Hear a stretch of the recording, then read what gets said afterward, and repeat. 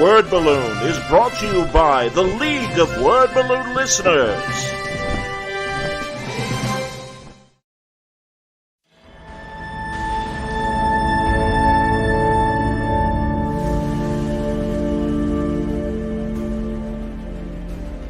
For artists that want to follow a realistic style, I don't know that you necessarily have to overthink about an influence like me or any other painter who does realism.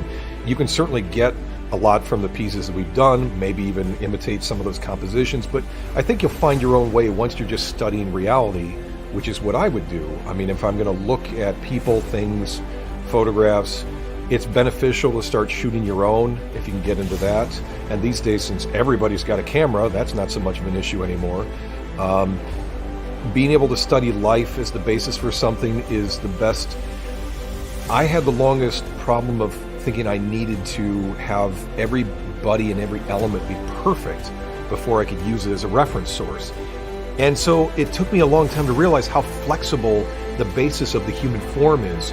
I've posed for myself on loads of paintings where now I guess I'm called out by some people online. It's a process of getting your mind comfortable with what you're building off of. And at a certain point, I would say accept that you're going to feel like you're not seeing it until you've seen it. You know, that maybe you do need to have a thing look like a thing exactly before you're painting from it.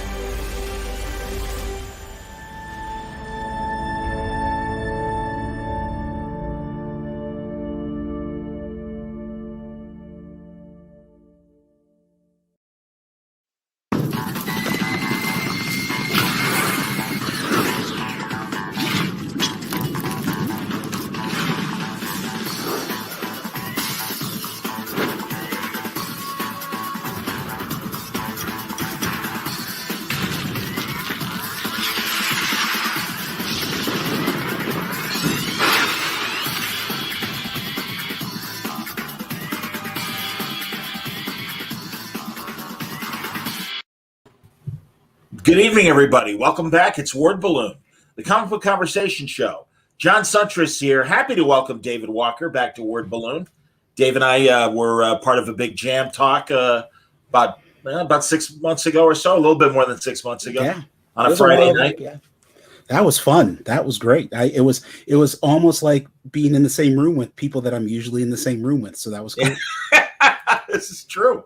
No, man, and I'll be honest, I was really glad that that group of people and everything, because I know you guys are all friends, and I'm friends with we have mutual friends, and as I get to know you better, I've enjoyed our brief time talking, and that's one of the reasons why I'm excited about tonight, because this is gonna be a good one. Yeah, Sanford was going to join us, everybody, but we got the days mixed up. He thought it was going to be next Wednesday, and artists, had deadlines are tough, and I understand that, so we'll give him a break, and I'll talk to him next week. And he'll either be me and him solo, or if we could put it together, because he's such a fan of the Aw Yeah podcast that I do with Art and Franco and those guys.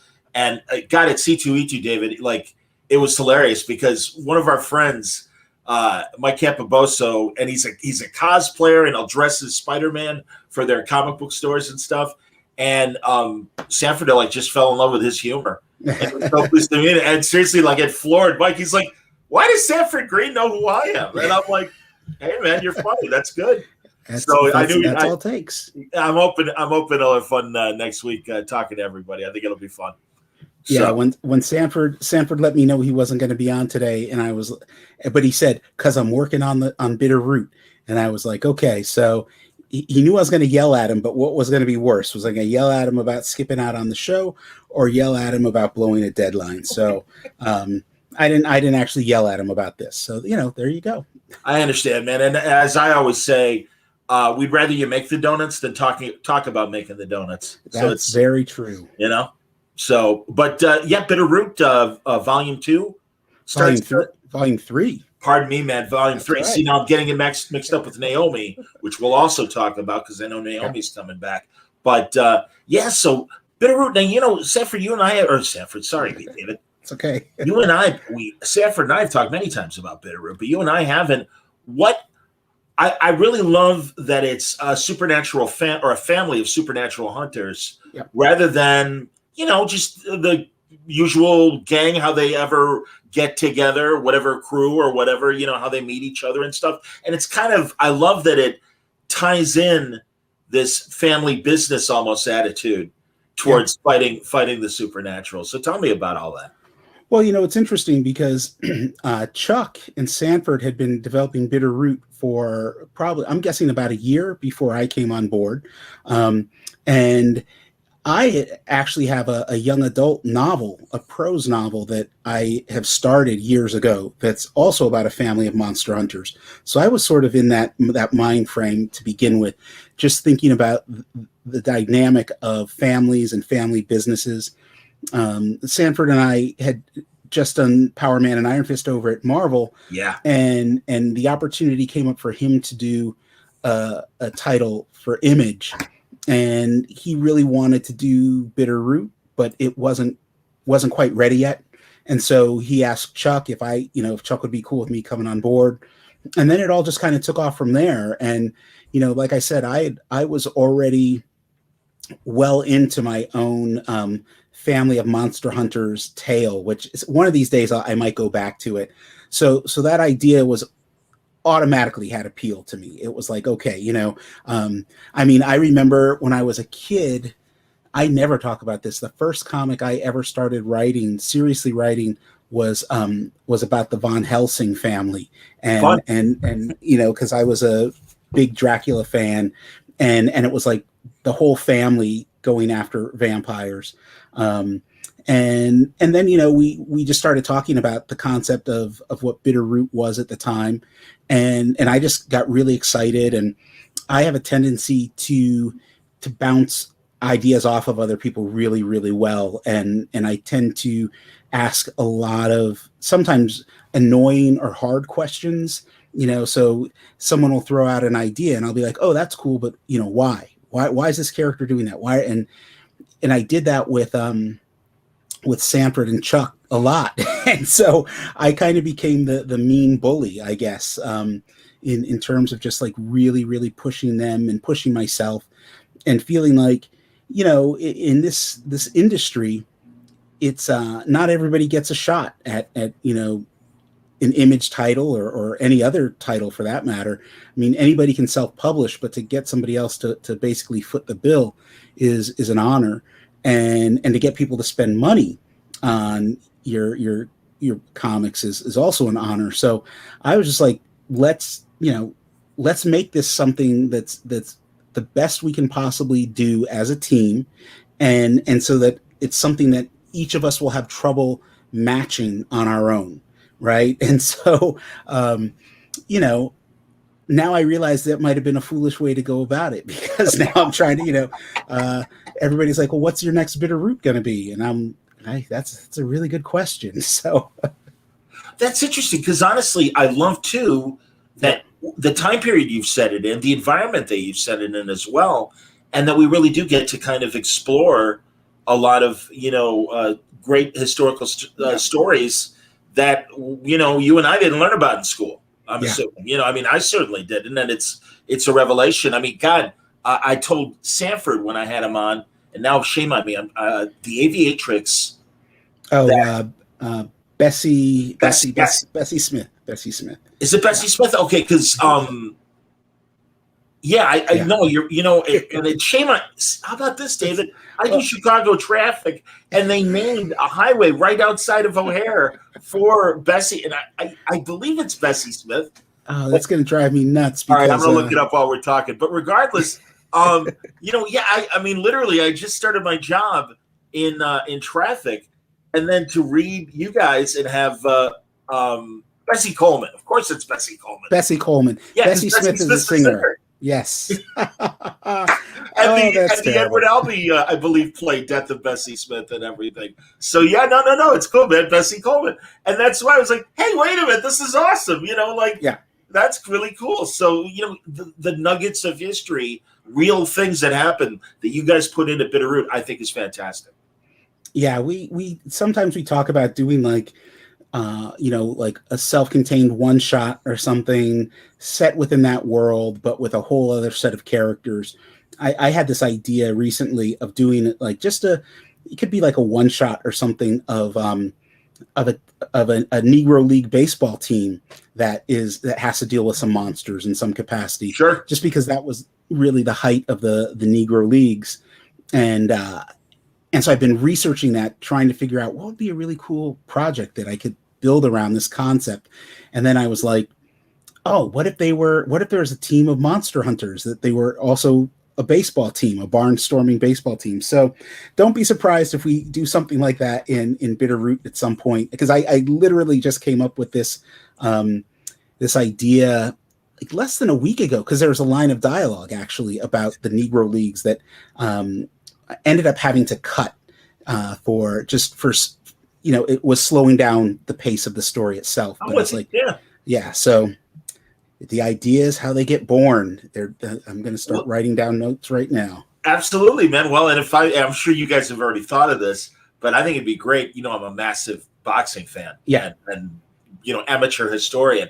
I think it'd be great to have maybe a monster posing as a fighter and just beating the hell out of everybody. And maybe that's how they stumble onto another monster to fight and have it be in the boxing world. Well, what's so funny is that the first early fight we had as a team actually was Sanford and Chuck wanted Jack Johnson in this, like actually wanted him making an appearance. Sure. But they wanted it to tie it into a title match. And I was like, well, Johnson was defending his title like 1910, 1912, somewhere in there. Like, we can't set our story in the 20s and still have him be a contender. Right. And because the thing is like, you can put Jack Johnson, you can put a real person in your comic and even have them doing what they're supposed to be doing, as long as the timing is right. But if you put Jack Johnson in a comic in 1924, 25, people are going to lose their minds, and not in a good way, So I understand. Yes. Jack Johnson is someone who we definitely, baseball was my thing, but we had talked about Jack Johnson from the very beginning, and somewhere Sanford got this in. There's a scene where there's a newspaper headline about Jack Johnson, and I didn't catch it until after it came out, and I got an email saying, Jack Johnson wasn't fighting back then, and I was like, it's a tiny little headline in a newspaper in the background. So people do. It's interesting the things that people get like bent out of shape about, but I know that I'm one of them. I remember watching Bohemian Rhapsody, that Queen movie, and just going, no, they did not record this song then. This is, so yeah. No, I get it. Well, and you see, as your boxing advocate for Bitterroot, I would point out that Johnson was in vaudeville in the 20s and boxing exhibitions. Yeah, so, he was doing exhibition fighting. Yes. God, there's even into his 60s. I know there's a newsreel that shows footage of him, going through the paces in the ring, and that's amazing. And of course, the Ken Burns documentary and everything has wonderful footage of him, doing his vaudeville act. I was really lucky here in Chicago, the local PBS station, and because the Johnson story had a lot to do with Chicago, I was one of the talking heads on a local segment about the Burns documentary. And as you may know, he would, to avoid having to face people who recognized him as Jack Johnson, he would have bats and gloves with him and baseball equipment, and he would pretend to be one of the Chicago American Giants of the Negro Leagues and everything. Oh, no, I'm not Jack Johnson. I'm so-and-so, and I forget the player. But it's stuff like that I just think is really Jack Johnson's a fascinating person, and really what a man, and to live the life he was able to live in the face of that kind of oppression that was still, that was very much part of the time. Another friend of mine is doing, he wrote a regular history book about Red Summer and 1918.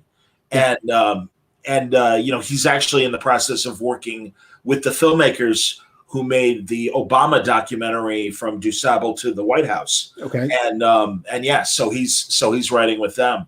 So it's a lot of Chicago history with some of this. Tons of Chicago history. I think people, to go off on a tangent, just Chicago in itself is such an interesting city with an interesting history. And I don't know why Midwestern cities in general, especially in the early part of the 20th century, why that's the history of what happened in those cities is not talked about as much. It's like you have New York, the East Coast, and then as LA was developing as a film, capital, it seems like those two places became the center for every narrative and every story. And I was just reading about something that took place in Ohio, like in the 19 teens, and I was like, Ohio? But there was, there's some great mob stories out of Kansas City and all those places. So I'm just a bit of a history buff anyway. So anytime something new pops up and interesting, I gravitate and I'll do that deep dive. That's awesome, man. Warren Drummond points out that you're a fellow SVA alum, and he also wants to congratulate all of you guys on the success of Bitterroot, in addition to Ryan Coogler being attached to the movie. Yeah, absolutely, man. No, this honestly, what you've all been able to do with Bitterroot is really great, and I think it's fantastic. And we're going to go into detail about a lot of this stuff, but I will ask off the bat. And I know COVID probably might hurt whatever level of production the movie was in, but can you give us an update of what's going on movie-wise? I can give you a little bit of an update, and actually, in some ways, Bitterroot was the film that dodged some bullets because of COVID. So they were just in the beginning phase of getting scripts together right before COVID hit. And they were trying to be in pre-production before the end of 2020. They wanted to be shooting by this time. Oh. But because everything got shut down, it allowed them an opportunity to develop the script more and look for the perfect director. And they, where we're at now, the director hasn't been announced yet, but there is a director attached, and I'm expecting an announcement any day now. And the screenwriter that's been hired is set to deliver a draft, I want to say if not the end of this month, then early April. And every meeting with Legendary and Proximity, which is Ryan Coogler's company, is they're moving forward. And Ryan is he's caught up with Black Panther 2, with a lot of Black Panther 2 stuff, but his his team is on fire right now. I mean, they just got nominated for an Oscar for Judas and the Black Messiah, and they're doing so many other things, and it's like we couldn't be in better hands, and again, when the director is announced, like, everybody's going to kind of lose their minds, and so we have all the working pieces are there to make a really good film. And I've been around the block enough times to know that sometimes things don't go the way we plan, but right now the plan is feeling really good.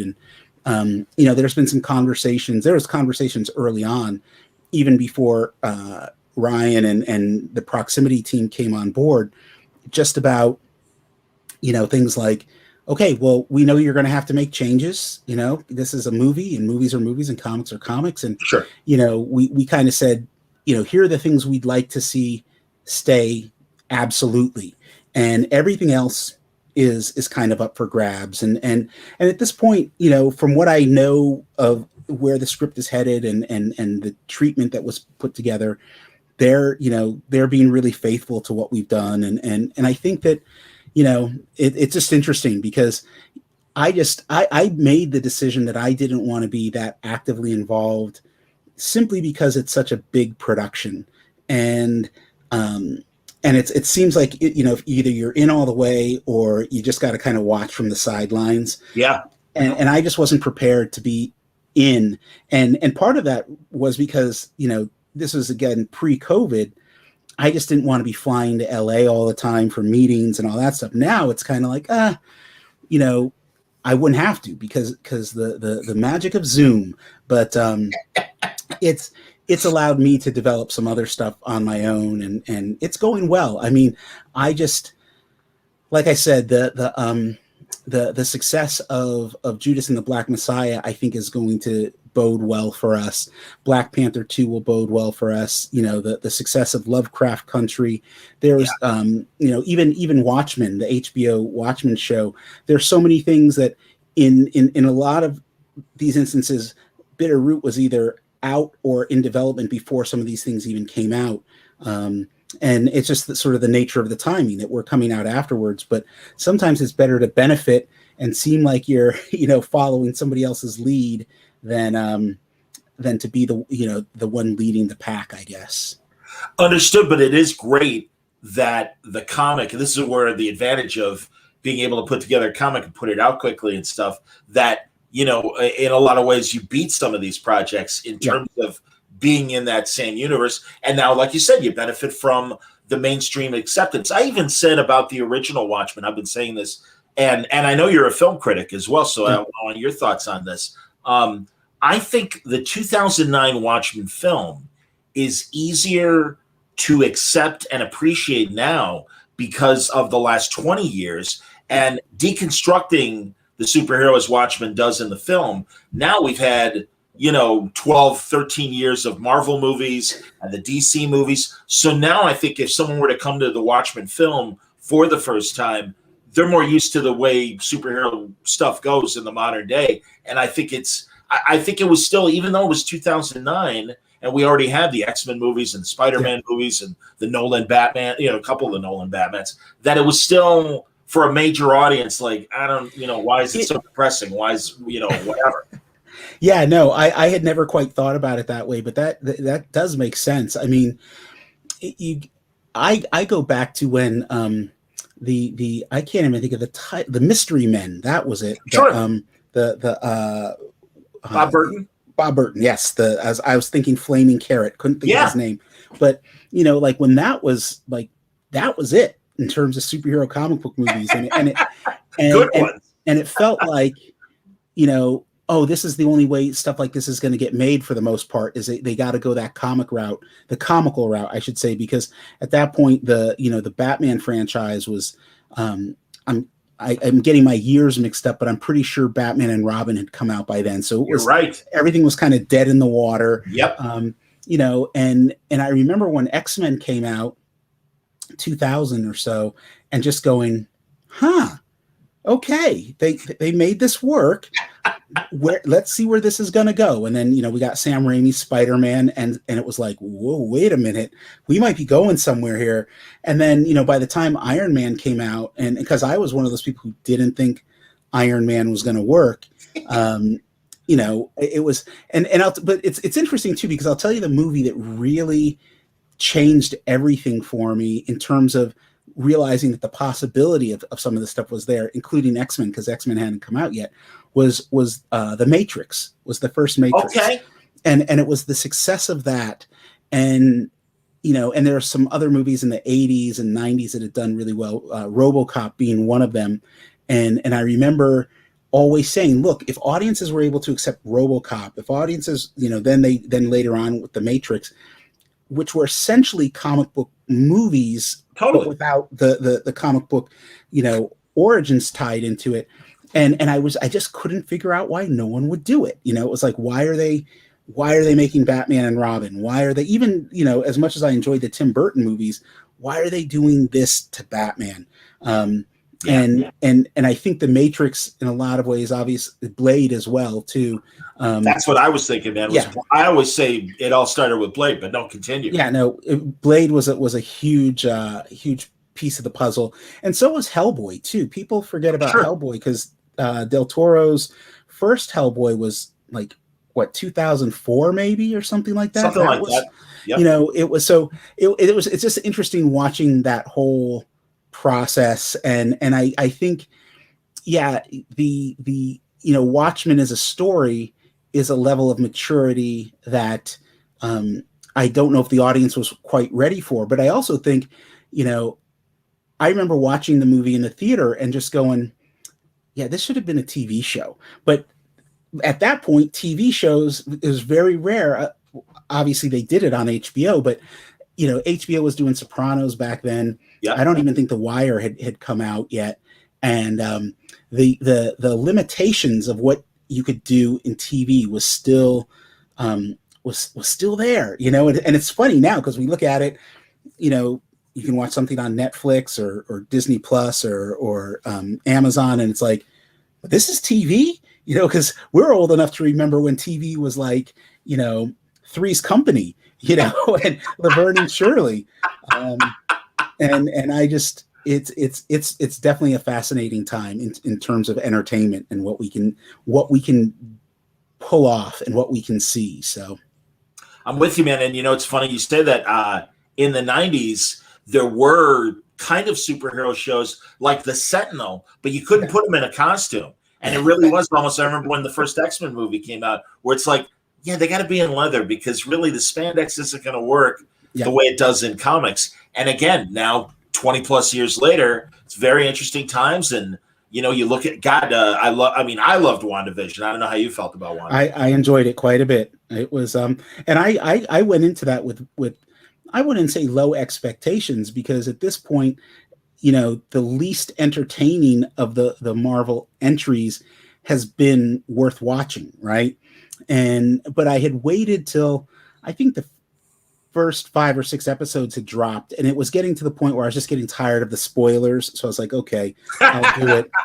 And, you know, and then I was like, oh, I can't wait for the next episode to drop. So, you know, Falcon and Winter Soldier, I'm going to be there every week. And it's funny because, you know, again, this is going back to an age thing, but like when I was a kid, this is how TV worked. You know, you would watch your favorite show on like a Friday or Saturday. And then you had to wait a week for the next episode. And there was, you know, and you had commercials and, you know, God forbid something was preempted because whatever, you know, we joined this program already in process. That's something we don't hear anymore. Oh, and David, do you mean something like this? Chico and the Man will not be presented this evening, and the Rockford Files will be seen 1 hour later than normal, so that we may bring you the following special program. I love this. That was my childhood nightmare right there. And it was always the worst when it seemed like they would preempt stuff. It would be the second half of a 2-parter, right? So it was, you know, $6 Million Man versus Bigfoot Part 2. Yeah. No, these exactly. But now we have to interrupt that for this special report. No! I remember the Flash in the early 90s, the John Wesley Shipp show.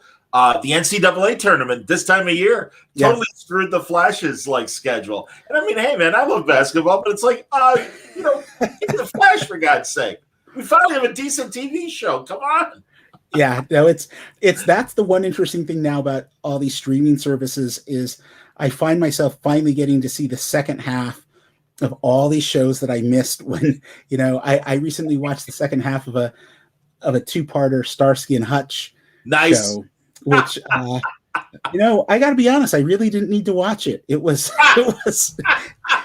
has not aged well. Starsky and Hutch has not aged well at all. But you're killing me. That's fantastic, man.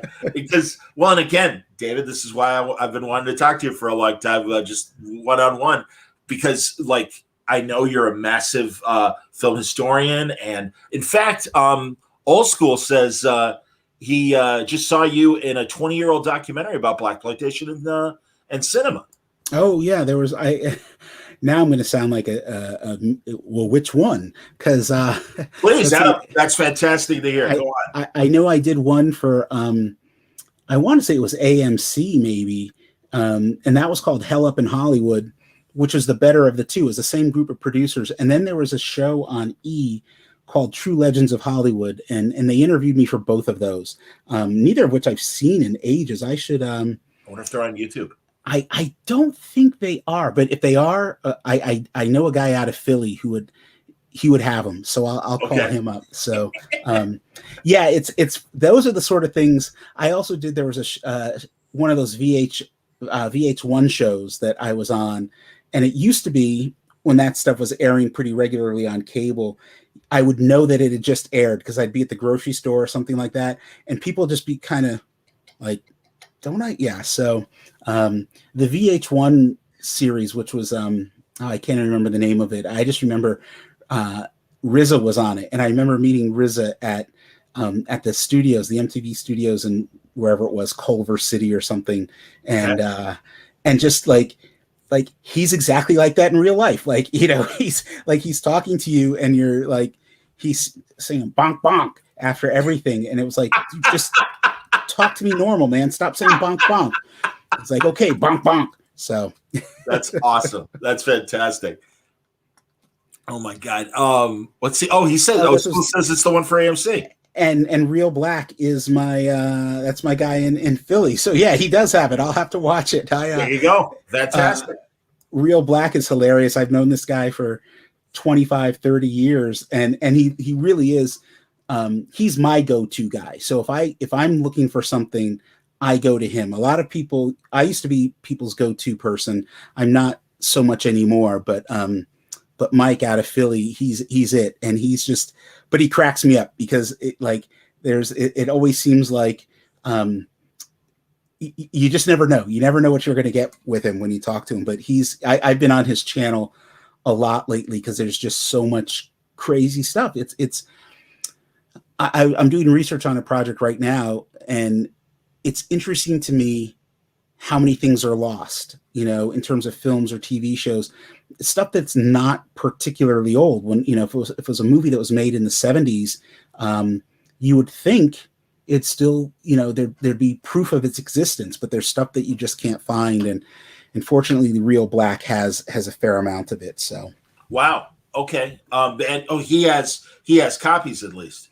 Yeah, he's an effort, like the Noir Foundation, to, you know, preserve and maybe represent some of this stuff.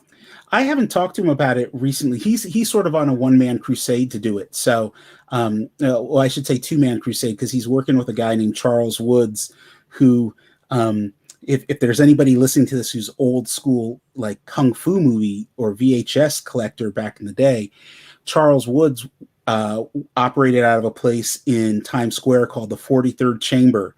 And you could go there and you could get like VHS tapes of just about any Kung Fu movie. They had tons of blaxploitation stuff. And you would walk in there, and it was, you know, it was anybody's guess who might be there. Like, you might run into someone like Wesley Snipes or Samuel L. Jackson, but that's where you went. And so Woods had a massive collection. And so I know some of what Mike is putting together is based on, you know, Charles's stuff. And it seems like whenever Mike calls me, like, Charles is there with him. And in fact, because the last time I was in Philly, Mike calls Charles on the phone, and he's like, "Here, someone wants to talk to you." And he just hands me the phone, and he ran off. And we just start geeking out, because it's pretty rare when you get to talk to somebody who is as passionate about the things you're most passionate about, but actually knows more than you know. And so, like, you got a pad and paper and you're just taking notes, and you're like, okay, yeah, oh, I didn't know this. So, yeah, those, in fact, I'll give Mike a call in the next few days, because one of the things I was thinking about is that there needs to be some sort of, I know in terms of blaxploitation stuff, there's some folks in France that are trying to start some sort of, museum or library, and I feel like, okay, that's great, that's France, but yeah, between myself and Mike and Charles, we've got the material, and I've actually been courting, looking at some universities to donate my collection of stuff to, because it's taken up space and I don't use it as much as I used to, and it would just be nice if it could go to a good home, because, you know, I know that I have at least one movie here that I managed to get someone I knew had a 35 millimeter print. And so I paid to have it transferred to DVD. And so, as near as I can tell, every copy of that movie that's out there is from the DVD that I paid to have made from the 35 millimeter print. And sure. I'm not one of those guys who, like, will put stuff up on eBay for, you know, a bunch of money. It's like, if I got it, here you go, it's yours too. Good for you, man. Absolutely. Yeah. So, but yeah, so, man, we've gone totally off subject. Sorry, but no, quite the contrary, David, because truly this is part of what I wanted to talk about. And I mean, and also we could tie it back to Bitterroot, because much like what Bitterroot represents, again, I mean, things that you're doing, like Naomi And going back to my first awareness of you as a writer, when you were writing both the Shaft novel and the Shaft comic and stuff. I mean, that's the thing. I mean, your magazine, was it Badass Mofo? Was that Badass your Mofo? magazine? Yeah. Is it online?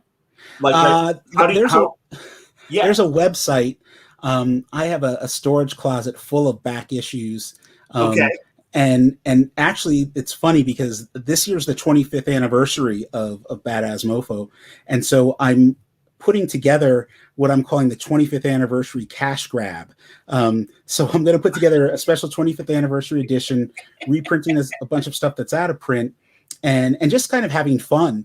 And that's one of the reasons I got to call Mike in Philly, because there's a filmmaker named Chuck McNeil, I believe was his name, and he made like 2 or 3 films that no one has ever seen, no one's ever heard of, and it's funny because you'll hear about some of these movies sometimes, especially within the exploitation realm. Blaxploitation is like the most obvious one, but there's all sorts of other B movies from the 70s, 60s, and 70s, and 100%. You'll hear stories about them, but there's no proof that they existed until you find the newspaper ad, and it's always like some drive-in in somewhere in Illinois or somewhere in Florida, and it's like, oh, okay, yeah, Black the Ripper. Well, that really wasn't a movie, but Black the Ripper really did play for a week, and it's so fascinating. And as someone who's committed not as much of his life to it now, not as much of my life as I had when I was younger. I mean, I've seen most of these movies, and the ones that are lost I've even seen, and it's like, yeah, no, it's good that they're lost. They're terrible, right? but I also just think it's an interesting bit of history, and because you never know if one is going to show up that's really worth anything, and by worth anything I mean your time. There's a movie that was missing for years. Came out in 1974 called Catch My Soul, and it was directed by Patrick McGowan of The Prisoner. Of course, love him. It was a rock opera version of Othello starring Richie Havens. Wow. And yeah. And I knew it existed because I'd seen ads for it and reviews for it. And I spent 15, 20 years trying to find the movie, and finally a print showed up, and I saw it, and it was like, yeah, okay, it's as bad as I thought it would be, but it's still fun to watch. And a company put it out on DVD like maybe 5-6 years ago, and I foolishly didn't buy it at the time. And then when I decided to finally buy it, it was out of print. So I did something I haven't done in years, is I paid way too much for something, like it used to be, we would do that. We'd get, like, there'd be a comic or something. And, oh, I got to get this. This is Giant Size X-Men #1. I better buy this.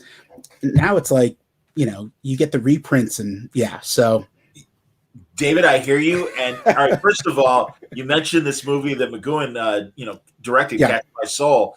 And it's crazy because within the last 12 months, I know, watching Turner, I caught from the early 60s a movie called All Night Long. Do you know that McGowan movie? No, I don't know that one. It's the jazz Othello. Oh, yeah. With I've never seen it, but the actor who's in it is I want to say it's Paul Harris, right? Maybe. I'm looking it up to make sure, man. Yeah. Yes, it is Paul Harris. Paul Harris. Absolutely. It's on my list of movies to see, because at some point I wanted to do a sort of examination of every performance of Othello, and I can see that, sure. And most of them, there's so many filmed versions that are lost to time. William Marshall, who played Blackula, did a film version of Othello, and the Cartoon King, of course, on Pee-wee's Playhouse. And one of the Cosby grandfathers on the Cosby Show. Yep. And then I just saw that I didn't realize that Yaphet Kotto did, who just passed away. Yeah, I was going to talk to you guys about him. Go on. Did an Othello performance that I've never seen. That's amazing. Yeah, and then Ted Lange, who was Isaac on The Love Boat, he's actually a friend of mine. No kidding. He did a version of Othello too. Wow. And so, but again, we go back to the things that are lost to time or whatever, and but yeah, no, that's that jazz version. It was like mid 60s, I think, early 60s. And Yep. Paul Harris was, by the time the 70s rolled around, he was in a handful of movies. He was in The Mac, and he was in a really bad movie called Baby Needs a New Pair of Shoes. Okay. And now I'm just flexing right now. So I'll just No, this is all good, man. What are you talking about? I love this. This is great. And again, this is what I wanted to talk to you about. It's this kind of like film talk, man. Absolutely. Come on. This is why I have Gabe Hardman on, and guys like Andy Parks and just Hillary Barda. We're all old movie buffs, and really, this is terrific. So I was talking to somebody about this. I did a lecture recently, and they were asking about how to become a better writer and that sort of thing. And I said I'm not really sure how to do it other than you just do it. But I know for myself, I was always a comic book fan growing up, and I loved comics. I love writing stories, but I was a hardcore film fanatic. And the first movie one of the first movies that captured my attention so much that I had to know everything about it was Romero's Night of the Living Dead.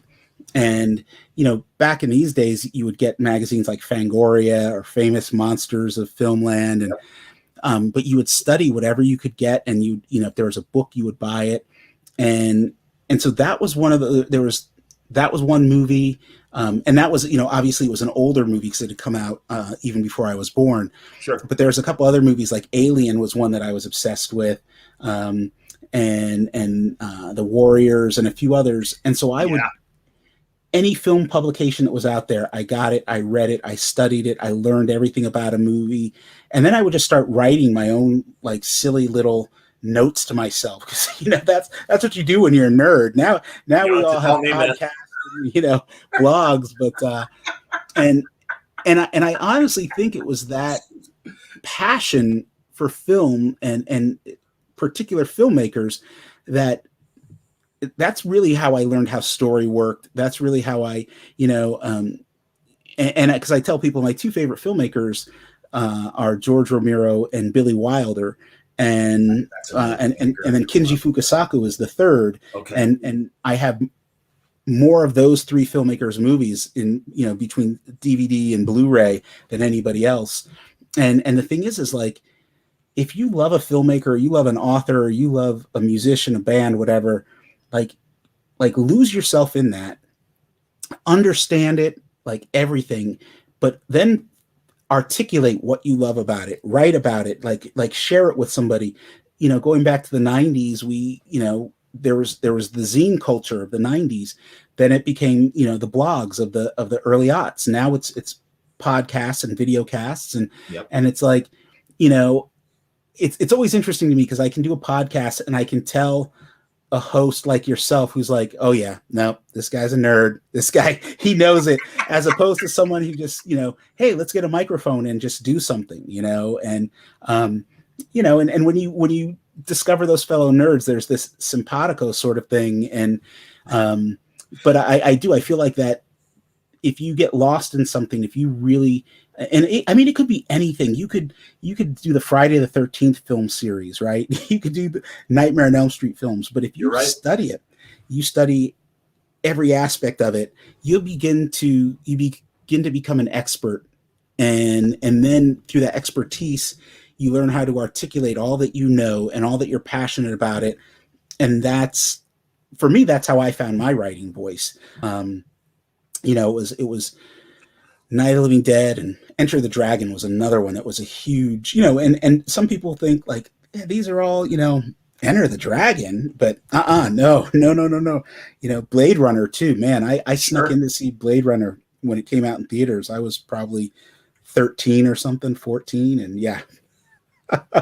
I get it, man. No, but I'll say this, because everything you described, as you can tell from my excitement of your answers and also just the rapport we're having right now and stuff, I'm totally with you. And as I say all the time, as someone who came out of traditional broadcasting, this is the show I always wanted to do on either radio or TV. And now, thank God, because of Citizen Media, I can just do it on my own and gather an audience. But for you to go from examining this stuff, being able to articulate it, and then learn how to tell your own stories through analysis and stuff. That's like 3-dimensional chess. And I'm still on. I mean, really, man, because then I flirt with my story ideas and stuff. But that's the thing is, I wonder if my brain is like has kind of unlocked that portion of analysis to benefit my own storytelling, and I think that's cool because I mean, Bogdanovich did the same thing.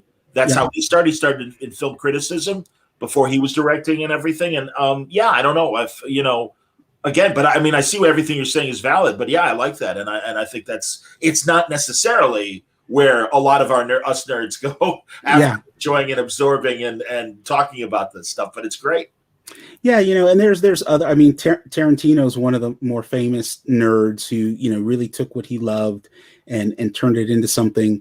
But you can even look at Christoph Gans, who hasn't done a lot of films, but he did a movie called Brotherhood of the Wolf, probably like 2001. Yeah, and he did the Crying Freeman movie before that, and it was like, oh wow.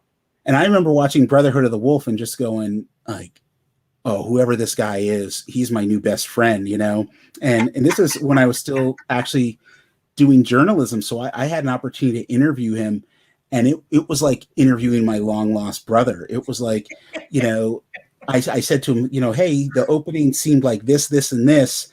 And part of it was Django, was Sergio Corbucci's Django, and then part of it was Jaws, and I'm trying to remember what the other one was. And he was like, "How did you know this?" That's and I was fantastic. Like, it's like because I love these movies. So but it's not everybody can make that transition, I guess. But I feel like I was a weird kid, I mean, even when, with music, like I'm not as big into music as say film or something, but, like one of the reasons I fell in love with hip hop was because I was trying to figure out what they were sampling, where this other music came from, where their influences were, and it was some of it I recognized because I already knew James Brown and I knew P-Funk and groups like that. But to me, there's nothing more exciting than uncovering the layers of the things that you like and going, okay, this is, somebody posted, it was Matt Fraction posted something recently, and I almost called him because I was like, he's always taking pictures of books he's reading. Sure. And I was like, what book is this? Because like, this seems like something I should be reading right now, it's just, it's fun to know that there's other people out there, especially, I think what especially younger folks take for granted is like this conversation that you and I are having right now. Like there's some people in their teens and 20s that are having the same conversation, but we weren't having it back then because it was like we were separated by, other parts of the country. Yes. And you didn't know. You in some cases I've met people who thought they were the only person who read comic books, or they were the only person who was into anime, which back then wasn't even called anime. They called it either Japanese animation, or if they wanted to shorten it, was Japanimation. That's right. That's exactly right. Yep. And so you're watching episodes of Battle of the Planets or Star Blazers or whatever you could get your hands on, bad VHS copies. And once you met somebody else who was into it, it was like, oh, I didn't know that this was a thing. So I think that people take that. I do think they take it for granted, because how could you not? I mean, there's nothing like being 17 or 18 and realizing that there's somebody else who is like totally obsessed with the films of Walter Hill, and it's like, I'm with you. I actually got to interview Walter Hill when Undisputed was coming out. Oh, wow. Yeah. And I'm a massive Fight fan, obviously, even you can tell from this conversation. But do you know Rodney Barnes at all, the Philadelphia creator and, film writer and producer and American? Yeah, we've met in passing, and I keep saying, we keep like, oh, hey, we should talk. I can't remember where we saw each other last. It was probably San Diego or somewhere like that. But yeah, so I do know him, and we know each other casually. Well, and again, you mentioned Fraction and Kelly Sue and Brian Bendis, obviously, and we'll get, it's a good opportunity to get back to stuff that's coming out in like Naomi season 2 and everything as far as comics go. But that's the thing. No, you're right about that in terms of finding these other people that speak the language and our specific version of nerdese. And no, man, that's why I immediately, when I met Matt, gravitated to him, and then to find out that Kelly Sue is just as insane as we are and everything, and the same thing with Brian. And it doesn't surprise me that once you and Brian met, that you guys are friends and have become collaborators, not only in comics, and we can talk about Naomi, but also from a teaching standpoint as well, and that you guys share that course, that comic writing course and everything. Yep. No, it's funny because when I was introduced to Brian, we were introduced to each other by Diana Schutz, who used to be an editor at Dark Horse. Oh, yeah. And Diana, at the time, was like, she just said, oh, I got someone I want you to meet. The two of you will be good friends. And that was it, right? And it's funny because she's also the one who brought Brian into teaching, and she's the one who brought me into teaching. She is like the ultimate matchmaker, really, and Brian and I met, and it was like, at first it was like, oh, hey, how you doing? Good to meet you. And he was just getting ready to move to Portland, and then he moved to Portland, and then we'd see each other around, hey, how you doing? And then just the friendship developed from there. And it actually developed around film more than it developed around comics. I had kind of kept he knew that I read comics, but I was very much the casual fan as far as he knew. And he didn't, and I'd kept when we were first introduced, my comic aspirations were gone. I had given up on actually working in the industry, and it was just more like something that I loved. And then, getting to know him and a handful of other people, and it was like, I should do this. I should try. Cause like the worst that can happen is I try and it doesn't work out. But I would rather try and fail than to just fail through lack of effort. Yeah. What might have been. Absolutely. Yeah. I'm with you. Yeah. So it was, all of that was just, it was so crazy. Just thinking about some of the early film conversations. And Brian just called me today about something else. It was Naomi related, actually. And then there's a movie that we haven't had an argument about yet. And he was like, oh, I can't wait to argue with you about this. And I was like, yeah, whatever, so it's funny because when we agree on something, we're always wholehearted, but when we disagree, it's even more like, what were you thinking? And half the time I'm like, you watched that with your kids, didn't you? So it's. Well, then I have to ask you, David, a recent movie, I guess a 2019 movie, really, but Ad Astra, yes or no? I still haven't seen it. Haven't seen it. Yeah. So because Humphreys and Bendis are like, why do you like this movie? Good Lord. And I'm like, because they're like, it's so slow. And I'm like, I was riveted. I really appreciated the anti-Kubrick 2001 take on the future. Okay. And I love that that's all I'll say about it, because I do want you to eventually see it, and I'd love to hear your thoughts on it and stuff, because I'm not going to presume. I assume we're close in age, but maybe I'm probably a little bit older.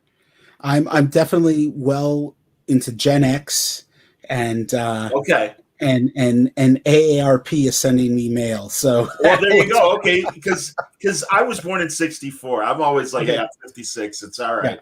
Yeah. Because honestly, I'm having a ball. I mean, I think in my brain I'm still 25 or whatever, and which is not good. A lack of maturity, I'm sure. But regardless, I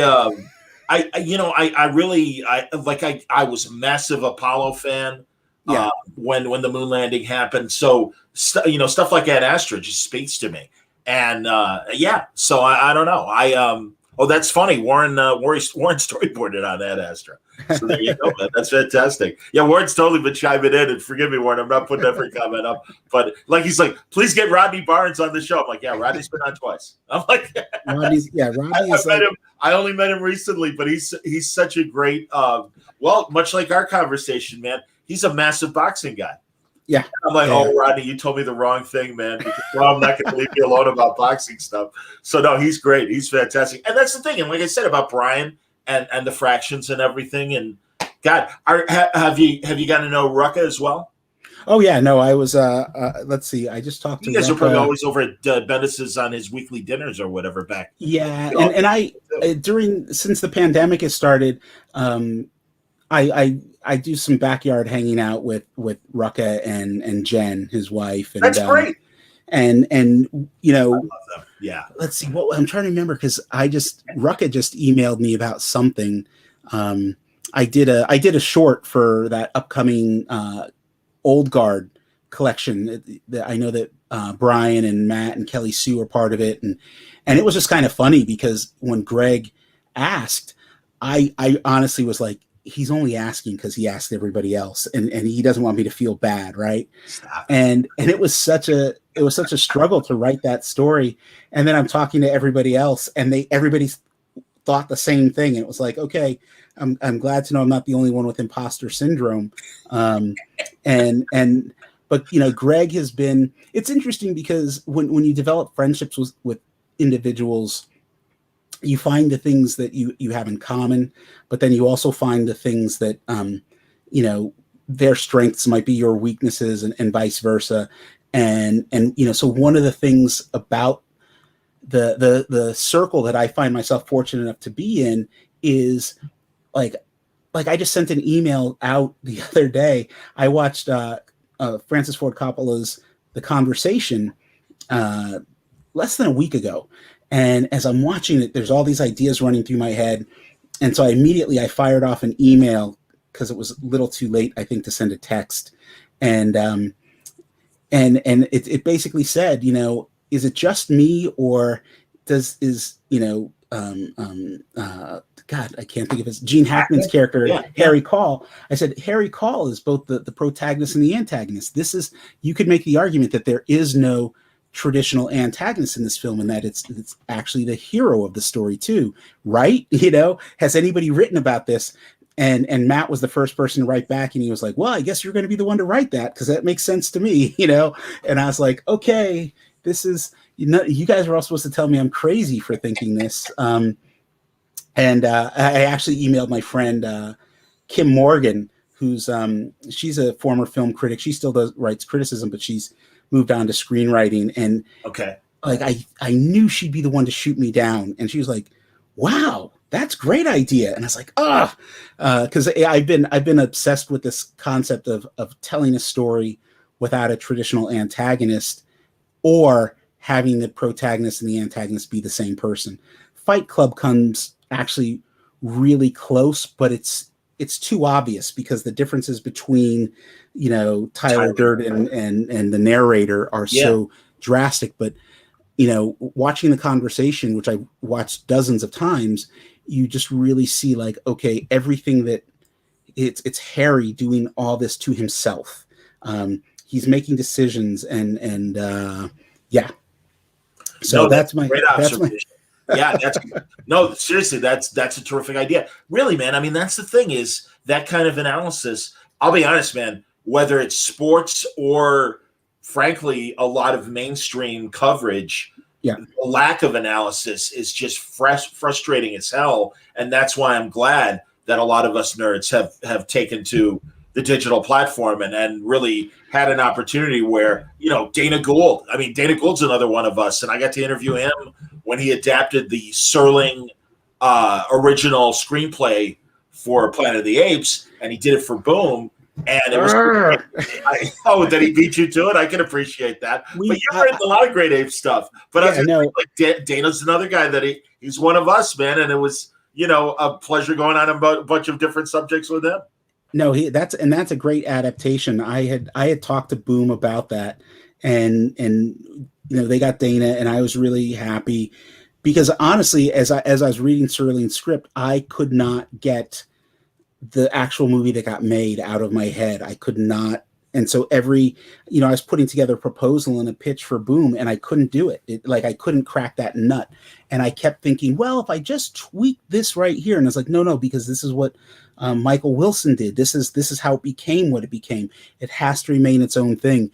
And so when I look at that particular adaptation, I'm like, yeah, I couldn't have done this. Okay. And at the same time, the ape stuff that I wrote, yeah. I'm beyond happy with. So, but it was just one of those things like, ugh. Well, and honestly, David, I still haven't watched all of the new Ape movies. Okay.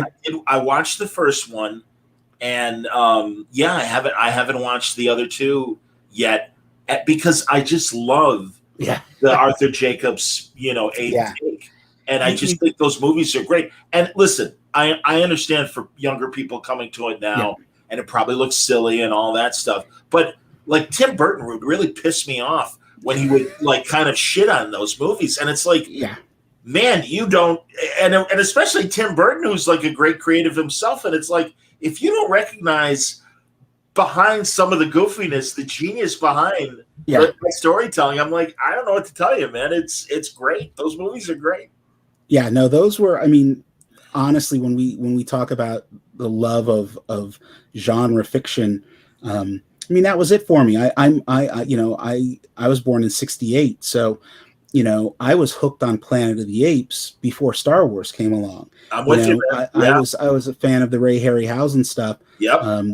And so, as much as I loved Star Wars, I wasn't that kid who had never seen anything before.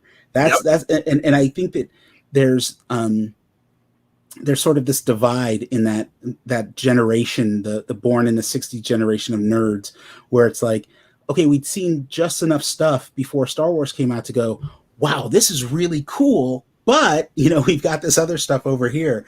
I loved Planet of the Apes is still to this day my favorite franchise, and the opportunity to write two series for Boom was just amazing. And I, now that Disney bought Fox, I reached out to Marvel about a year ago to some folks at Marvel, and I said, because Marvel's doing Aliens now, I know they're doing some Aliens comics, and I said, look, if you do Planet of the Apes, please just let me know, because I actually pitched a series to them, to Boom, about, it was a tie-in to the TV series, the live action TV series. Galen and the two astronauts, absolutely. Yeah. And it was it was pretty, even for me, it was pretty genius. Because it was, ultimately, it was something they would never be able to do on the show because they didn't have the budget, and so it was this whole concept of, I'm not going to share it. Yeah. No, I want David. I want to read it. That's okay, man. Got it. This is. I love hearing this. This is fantastic, and it's no, everything you said, I agree with, and that was my attitude with Star Wars. Star Wars is amazing. Yeah, but and I'm 4 years older than you. I had 6 years of Star Trek. When I was a little kid. Yeah. I vaguely remember when it was on NBC, maybe in '69, when I was a tiny little kid, because my parents watched it. But when it was in reruns, no, I was all about it. So I had, a good 5 or so years of clear Star Trek memory before Star Wars even came out. And it's like, this is great. But like you said, alongside Apes and Trek and all these other great science fiction things, and Soylent Green and everything that Heston did in the late '60s into the early '70s. I would say Heston and Michael York don't get enough credit for being the genre heroes they were at that crazy time, and all the cool stuff that they were able to do. Just D'Artagnan with Michael York and Logan's Run, and good stuff. Yeah. And he did the Island of Dr. Moreau with Burt Lancaster. That's right. Yeah. Which and Marvel did a comic of that. So what's that? Marvel did a comic of I remember that. That was the first time, if I remember correctly, AIP produced that Island of Dr. Moreau. I think they did, because it was the first time I remember watching a movie in the theater and realizing that I had seen that logo before, and that it was like, oh, okay, wait a minute. Yeah. Oh, American International Pictures. So I'm pretty sure that was it. It's weird, the things that we remember, but yeah, the AIP logo was always a sign of that you were in for something special. I want to say Food of the Gods was that 70s Food of the Gods. Joel Collins. Yeah. Oh my God, that's awesome, man. Here, Joel says that he noticed that you've got the coffee poster in the background. Yep. Loves the soundtrack. Here, I'm going to zoom in. There we go. And yeah, talk about what's on your walls, man. Yeah, I've got there's coffee, obviously, which and next to that is Dolomite, which is actually an original Dolomite one sheet, and Nice. And then next to that is an Empire Strikes Back poster that that Boris Vallejo did, and I told somebody, asked me about this a couple days ago. We were on a Zoom, and I said, yeah, no, I got that in the theater in 1980 when Empire Strikes Back came out, and so I've had that thing forever. Wow. And, and there's just one of like 25 bookshelves. That one's all cluttered because I'm trying to clear stuff out, and I just have way too much. I tell people I'm one life tragedy away from becoming a hoarder. So I definitely got to get rid of some of this stuff, man. There's so much of it, but with the age of Zoom, everybody sees what's behind you. So I was like, Yes. okay. I don't even remember what was up there before Dolomite, and but I was like, okay, yeah, it's time to put something else Freshen up them up. there. Yeah, When I'm doing an online convention, I'd swing the camera to where I'm pointing right now, which you can't see, because I've got a whole bunch of original art. Like I've got a Tone Rodriguez snake skin. I've got back Daredevil silk screen he did. I have a Bill Reinhold original Nick Fury. I've got my Gene Colan Blade, where he literally looks like 1973 Stevie Wonder. It's fantastic. And those great wraparound glasses that Stevie Wonder. Yeah. And then I've got my buddy Tom Gianni, Gary Gianni's brother, who's no longer with us, but did a beautiful shadow. Okay. And then really, it's so funny. The other night, I think when I was talking to either Tom King or another guest, I keep meaning to like at least go around and shoot the various walls, because this whole room is covered in commission art and stuff like that. And I gotta frame I've got some commission art and some original stuff that some original pages. I've got I posted a picture of this maybe a year ago. I have an original Walt Simonson sketch that he did of a character of mine. The Cleopatra Jones poster is in the closet with Cleopatra Jones, The Casino of Gold, all of the other Rudy Ray Moore movies. I've got. really? More, Rudy Ray, yeah, that's great. Yeah, I've got probably 50. Just Blaxploitation alone, I think I've got like 50 different posters. I've got crazy. I'm a collector who. The moment you have so many movie posters, you don't have enough wall space to hang them. You've got a problem, right? And I probably have maybe enough wall space, except there's too many bookshelves with too many books. So, yeah, I've got all kinds of crazy.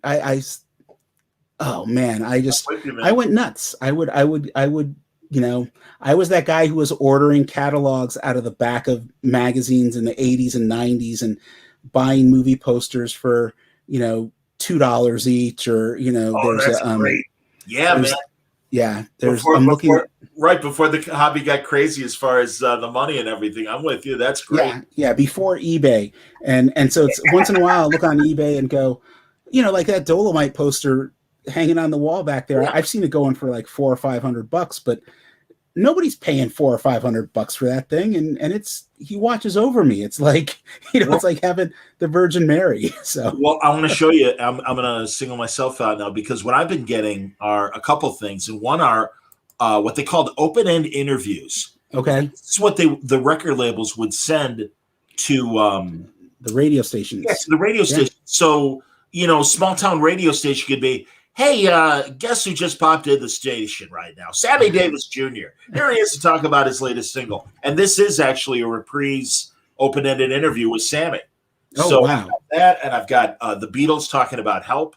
I've got a Tom Jones interview from 1970. Because when I was getting into radio in the 80s, they were still making these things. Yeah. And I used to have, just like you with walls of books, I had walls of vinyl. And then after like the third or fourth move in my 20s, I started getting rid of stuff. And now I'm kicking myself at some of the radio exclusive stuff that I had that I got rid of. So I've been combing eBay. And luckily, a lot of the stuff I'm looking for are probably more interesting to the generation above us. Yeah. And so, like, you know, most kids don't want a Tom Jones interview from 1970. And I was able to get it for $10. You know, I mean, so thank God some of where my collecting is going, it hasn't gotten crazy as far as expensive and stuff like that. So. Which is a good thing. Yeah, no, I every now and then I'll pop onto eBay and look for something, and if they have it, it's either out of my price range or I'm like, do I really need Aristides Iliopoulos, you son of a bitch. Yes. Do you have a certain age? Do I have movie stills? Yes, I do. Sure. You know what else I have? I have your student ID from School of Visual Arts. So Aristides, it was me. We called him Artie back in the day. Nick Saris and Rodney Edwards. There were the four of us, and we would hang out. We were in some classes together, and I don't remember why. But as I was leaving New York and going back to Manhattan, or coming back to the West Coast, all three of these guys gave me their student IDs. You know, I guess maybe that was the equivalent to a selfie back then. And not 2 weeks ago, I was going through a box of stuff, and I was like, oh my God, here's their IDs, and like. The next day, I got an email from Rodney about something. So, Aristides was, I think everyone calls him Aris now. I was trying to get him to draw comics for me. This is like late 80s, early 90s. He probably doesn't want me saying this. I've never met anyone who could eat as fast as him. It was, we would hang out, and like the food would get delivered at the table, and we'd all like, and I'm a fast eater, but he was like, great artist. And just was one of the funniest guys. I haven't seen him in, let's see, God, over 30 years, maybe. I think that's dating all of us. But the last time I saw him, actually, I want to go off on a tangent. I never admit this. I was on MTV had a game show called I Will Send Pics on Facebook on Remote Control, and I was a contestant on that episode. On that show. Awesome. Yeah, and I'm pretty sure the guys all came to the studio with me. And then afterwards we kind of ran around Manhattan, like Midtown, and within 2 days I was on a plane going back to Portland. But I remember that was one of the last, Times Square was still Times Square back then, and there was like video arcades and just everything. And I just remember hanging out with those guys, and that was, in a lot of ways, that was sort of the end of the most of my misspent youth was that particular day. But I will, since I yes, you remember, that's awesome. I will take pictures somewhere, man. I probably still have a sketch or two that he drew somewhere, because I saved, anytime an artist drew something for me, I saved it. And I know that Carl Story, who's an inker now, when I went to the Kubert School, he was my roommate, and so I still have a couple Carl Story pieces, and I've seen him. I've seen some of the Kubert guys over the last 30 years. I don't think I've seen any SVA people, unless there was like, if you either flunked out or got kicked out of Kubert, then you went over to School of Visual Arts. So I know there was at least one person that I must have run into, but like that, that's such a lifetime ago. And most people don't know that I was trying to draw. This is what I'm asking. Yeah. Are you, do you feel comfortable enough sketching where, would you ever do it at a convention? Would you ever do sketches, or have you done sketches in your own comics? I've done a few things. I'm so rusty that I wouldn't feel particularly comfortable. Like I wouldn't take money from someone to do it, but I'm constantly doodling, and it's, you know, on my to-do list of things that, you know, it's like some people want to learn Spanish, other people want to learn how to cook. I want to get back to drawing. I want to, you know, I'd like to do it digitally, and you know, Mike Oming and Taki Soma have given me lessons on how to use like Sketchbook Pro and things like that. Fun. And for me, honestly, I will say that as a comic book writer, I know that the one thing that's just getting at me, that's just is that I don't draw, and I feel like I'll never be able to do the best I could ever do because I can't draw. And I think that, you know, I'm actually looking. I didn't notice this till very recently, that the shelf that's in front of me right now, there's a bunch of Matt Wagner stuff. There's Mage, some Grendel stuff, Jeff Smith Bone, all of Darwin Cook's Parker books, Sonny Liu's Charlie Chan Hok Chai, some Kyle Baker stuff. And what I realized was almost everything on this one particular shelf is all stuff that was done by a single person. And, you know, comics, I don't believe in the auteur theory when it comes to film. It's a load of crap. But when it comes to comics, it's absolutely true. And there's some Vaughn Bodie stuff, Ted McKeever. Yeah, it's like, and I did an interview on a podcast recently, and I never realized that this shelf, this was just like, because everything's thrown together sort of randomly, but it's like, this shelf is the, you know, the all-in-one creators, which I have the utmost respect for. I mean, Will Eisner is the king. There's the Will Eisner stuff right over there. Cool. And that's what and I'll never be able to draw like that, but I would like to be able to at least draw a story that I've written. So soon, right? We'll see. No, I think that's great. You know, it's crazy, ironic timing. Yeah. Craig Zoller, who made Bone Tomahawk, just put out his first graphic novel, and I recorded an interview with him yesterday. He didn't want to do video. I'm like, all right, okay. But I'm going to put it out tomorrow when I put out this conversation as well. And he did this very consistent with his films in terms of it being it's not a Western, but it's a noir that definitely has a horror twist to it. And his art style is very simple and more along the lines of Chris Ware and Seth and people like that. And he's, you know, so it's a much more cartoony thing.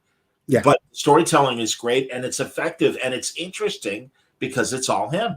And he was saying the same thing, that, like, you know, for a while I wasn't sure, you know, if I had enough artistic, you know, talent or skill to be able to storytell this way. But I'm really glad I did it. He goes, I'm working on my next thing. I'm working on my art as well. But it was really interesting to see that. Or Joe Sacco's another good example for people. Oh my God, Joe, watching that. It's like really cool and kind of interesting that it's so cartoony, but the stuff that like Sacco covers and some of the others cover and everything.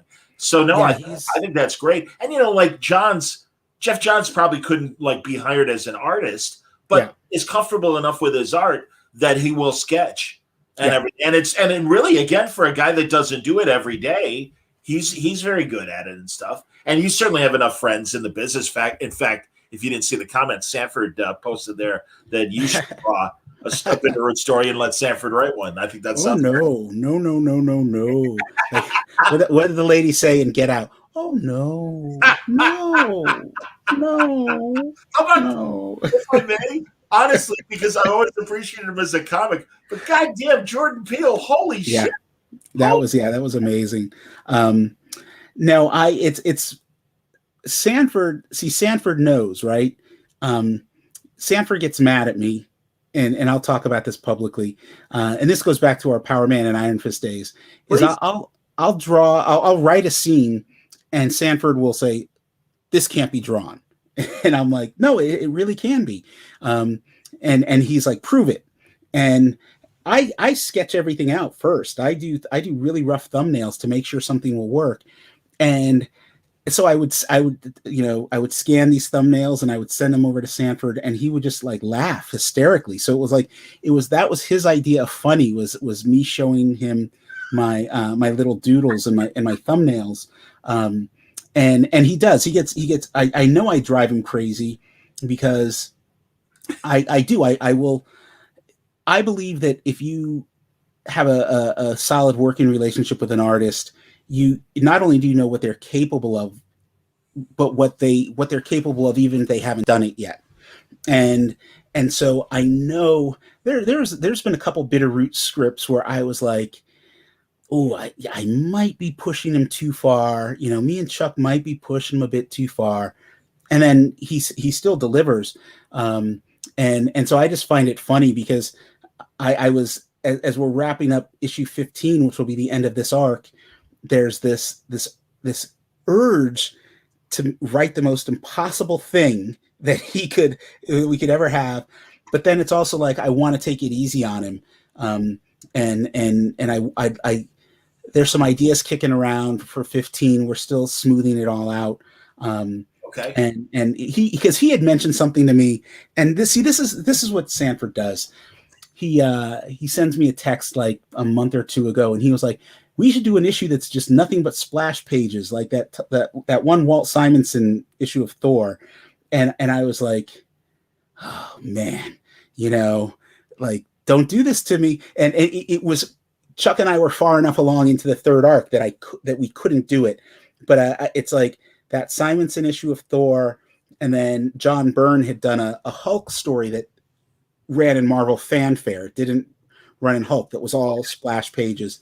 Oh. And it's like, oh man, like I want to do that. I want to do that. So one of these days, Sanford, if we, this, fortunately, conventions have been canceled, so we haven't had a fist fight or anything like that. I think my goal is for us to be like the team in comics that one day we just like explode at each other, throw a couple punches, then we don't talk for like 5 years, and then we come back. Like when Stuart Copeland, Sting, and Andy Summers got back together with the Police, it was like everybody was like, oh yeah, the Police are back together. And then they play like 5 shows, and then they're like, yep, nope, we're done. Forget about it. So did you see them during that tour? I never did. I didn't get to see them. No, I know them at Wrigley Field. Yeah, let's play obviously, and no, it's amazing. And in fact, they did Elvis Costello's old talk show Spectacle. Yeah, and when they did that, it was during the tour. They did them in individual segments on Costello's show, and when they would come on stage, all 3 of them would come from different parts of the stage. So I mean, I love the Police and was there from the start, late 70s, love the band. But that said, no, they do not like each other. Because at first when you were saying that, I'm like, oh, you mean like the 5 Heartbeats? I love that in that movie when they're just like, we're done. And then 5 years later, they're back, and it's like, oh, that's nice, But no, it's we don't. We as a team, we get along much better than the Police or the Eagles or Fleetwood Mac.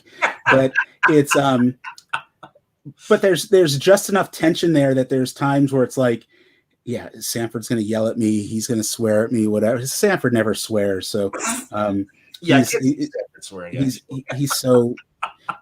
he's such a goody two shoes. But I do. No, but honestly, you're right about that kind of coming from different angles. Yeah, that's good, man. You need that for the creativity and to sort out an idea or make an idea better. And I tell a lot of my collaborators and what I do, like, because I'm kind of like Sanford, where someone goes, "We should do this," and I'm like, "No, can't do it." But in the back of my head, I'm like, "All right," like subconsciously, maybe I'm starting to think, well, maybe if we took that and we twisted it a little bit and I figure out a way. And I'm like, never take my first no as a shutdown because I could be talked into something, and let's wrestle with it. And if you really believe in it, at the end of the day, I will listen. I swear to God. So yeah. That too with Sanford. Yeah, no, it's Sanford and I have I think we understand each other. We don't yell too often. Once in a while, we text more often than not.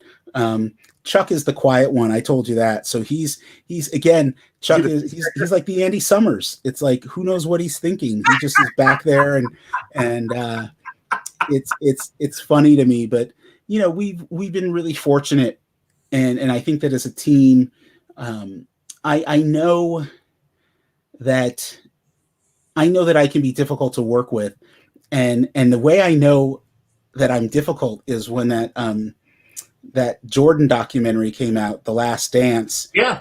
Everybody I knew was, I'm not a big basketball guy, but everybody I knew was like, oh, you got to watch that. You got to watch that. And so I'm watching it, and I'm halfway through the second episode, and I'm like, are you people saying that I'm like Michael Jordan? Are you saying that I'm mean and a hard driving taskmaster who's constantly waving the rings in front of everybody's face? Walker rules. Yes. And yeah, you know, I mean, I've yet to actually pull the Eisner Award out on a Zoom and go, you know, but I should start doing that. But yeah, no, it's I you know, there'll come a time when on the red carpet for Bitter Root where I will publicly apologize to both Sanford and Chuck because I know that I can be difficult to work with, but I also know that like that difficulty is what makes the book what it is. And it's interesting because the dynamic that I have with Bendis and working with him on Naomi and Young Justice is very different, but it's like, you know, the synergy is there too, and it just comes in a different way. And you know, my attitude is like, it doesn't matter if you get along with your creative team members or not, as long as you're making something really, really good. And the fact of the matter is I don't despise anybody that I work with. You know, I Sanford and I clown each other a lot, Sure. and we do argue, but you know, I wouldn't have gone on this. I can't imagine this Bitterroot trip with anybody else other than him and Chuck. And I wouldn't want to be on this trip with anyone but him and Chuck. We couldn't have individually we couldn't have done this. And I don't think another team could have done this. So even if it was me and Sanford and somebody else, or if it was Sanford and Chuck and somebody else, the energy just wouldn't have been right. And I'm very thankful for that. So yeah, and Sanford's like, he's gonna like make an audio clip of this and just like play it over and over again. That's because that's him. And but you know, gotta love him. Hey, honestly, I've been talking to him for at least 5 years, and every time I have a blast. And that's why when he said he couldn't join us this week, I'm like, oh no, well then fine. I go, you know, honestly, I always, David, at the end of the day, I mean, I don't mind talking to teams at the same time, but I do prefer one-on-ones because we could get into shit like this. And if you and I were doing this, you know, I'm sure Sanford would contribute, but I always feel like someone is going to get less time when I have to divide my attention to, you know, writer, artist, or whatever collaboration and stuff. So this has been great. And also, like, are you okay for time? Because I don't want to mess you up if you got stuff to do. No, I'm good. I give you a little bit more time. I know there's a couple things you still wanted to talk about. And, absolutely. You know. And real fast, I know Old School wanted to know, and you had actually told me off the air, any prose work in your future. And you've already done, like I said, I love your Shaft novel, man. Seriously. And I mean, I love the comic as well, but I really love that. And yeah, you know, and you've been saying that you're working on some prose stuff. Yeah. So I've got, I wrote and self-published a YA graphic novel back in 2011. Okay. And you know, it had gotten rejected by pretty much every single publisher that was out there. So I just decided to self-publish it because that's my attitude. It was a young adult. It was called it's The Adventures of Darius Logan, Super Justice Force, and it's about it, you know, superheroes, obviously. Okay. And since then, the prose form of superhero storytelling has taken off. There was almost none back then, and so my agent, you know, I sent him a copy of it like 2 years ago, and I said, "What do you think?" And he was like, "Yeah, you know, it's pretty good. It needs some polish, but you know, we should take it out." So this is the first time I've had time to polish it, and because it was really long. It was about 102,000 words, and I really need to get it down to about 80. And with a little luck, I'll be done with a revision within the next 3-4 days, and then hopefully next week we're going to take it out to publishers. And it's interesting because, you know, one of the questions people ask me, oh, you know, what's your next Naomi? And it's like, well, my next Naomi I did in 2011. And his name is, you know, Darius Logan. And, you know, and this is, you know, and I started the book before Bendis had done Miles Morales, you know. This was a project that was near and dear to my heart. So with a little luck, that will get a deal. And then I probably will go back to Scary Monster Hunters, because I recently went and found the manuscript. I'm maybe 30,000 words into it, so I'm not that deep into it. But when I had started it, YA books were much longer, and there wasn't much call for novellas, and there wasn't much of a market. But what I now know is that I could either self-publish a novella, or that there's publishers that would be interested in it. So rather than trying to write it as a 90,000 word epic or 100,000 word epic, I might be able to get it in at 60 to 70 and still have it work. So and it's different enough from Bitter Root that I wouldn't feel like I was, you know, stepping on my own toes. I sent a copy to a couple people who know Bitter Root really well and said, what do you think? And they were like, oh yeah, no, it's nothing like that. So Good. So those are the two prose things that I have popping off, and I'd like to do more. The problem is that it's a different set of muscles. It really is. Writing comics and writing prose are completely different. And I've, you know, I'm taking we're working on issue 15 of Bitter Root, which will be done in, you know, the next couple of weeks, but that's on the back burner right now as I try to just get this manuscript rewritten. And so it's like, I feel like, oh man, I'm getting my sea legs back. I could throw a couple punches, and then I got to go finish a comic script, you know, and nobody wants to read one of those Alan Moore style scripts that's, you know, just blocks and blocks of text. And you know, sometimes it's easy to write that way, but it's not useful or not helpful. So, but yeah, prose is, this is the thing. One of the things I talked to Greg Rucka about a lot, and, you know, cause I think pound for pound, Greg is the best writer out there, because his prose is great. His comics are great. And now with Old Guard, we've seen that his screenwriting is great too. So, and, you know, Greg likes working as a team, and it's like, I like working in a team too, but I think the fact that I wanted to be an artist so bad sometimes almost gets in my way. And I know, you know, Sanford might, you know, again, we will argue sometimes because Sanford will say, I'm packing too much in a page or whatever, asking too much. And the problem really is, especially with Bitter Root, is that I see it all in my head. Like I can see every panel, every detail. Sure. It's like my hands aren't trained to draw it, you know? And that's the thing. It's until I figure out a way to scratch that itch. And as we were talking about earlier, once I can figure out a style that works with a story that I can tell, then I'm going to be fine. And, you know, you were talking about Seth, and there's a bunch of other artists. I mean, I've been studying Linda Barry, actually, because Linda Barry is like, you know, she's like, hey, whatever, you know. I mean, when I was younger, I didn't appreciate her work for what it was, and now she's like my hero, you know, not just as an educator, not just as a creator, but as an educator as well. So it's coming. There's going to be something within the next, I'll say 18 months. It'll start out as a short. It'll be like no more than 4 or 5 pages long that I draw. Okay. And then we'll see. And then if that works out, I might do something longer. And yeah, right now it's all about just feeling good creatively and doing something that feels good, you know. And I think part of that is like, we've all been cooped up for so long.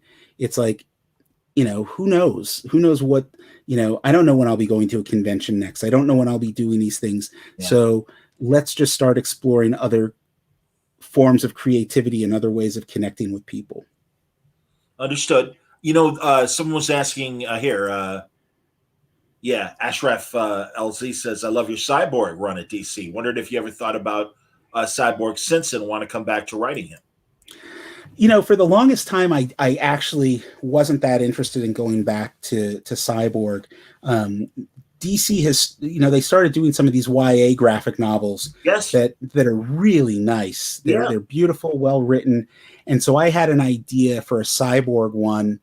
And so I reached out and said, hey, I got this idea for a Cyborg, YA graphic novel. It's not part of the canon.